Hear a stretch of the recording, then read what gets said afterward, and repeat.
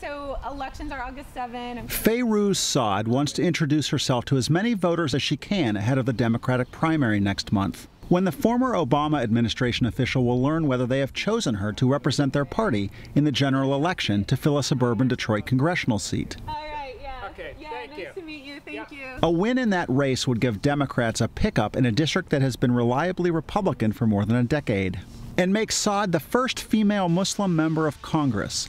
Not that the topic comes up all that often during her neighborhood visits. No one asks about my race, religion, gender, identity, right? Everyone just wants to know where I stand on healthcare, where I stand on guns, where I stand on education. Muslims are running for office in the U.S. in numbers not seen since before the September 11th terror attacks, spurred in some cases to action by the anti-Muslim policies and rhetoric of President Donald Trump and his supporters. We're just trying to change the face of leadership. We're trying to kind of reestablish what leadership and power looks like in this country and have it be more representative of the country that we are in. My name is Abraham Ayash. I'm a candidate for Michigan State Senate. A nonprofit that helps train Muslim candidates says 50 are still in the running in the U.S. for national or statewide offices midway through the primary election cycle. As Muslims run for office, a lot more folks start to recognize that we are just as much as part of the American fabric as any other group is. Not everyone is recognizing that, however. I've had my fair share of folks who kind of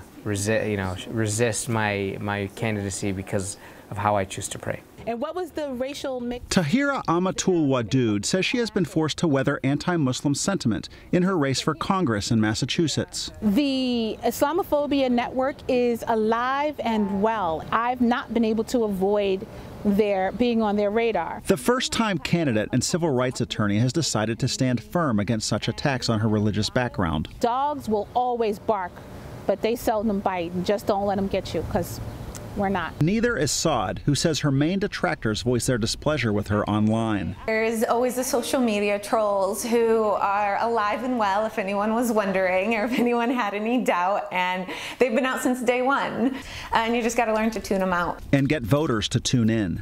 Mike Householder, The Associated Press, Canton Township, Michigan.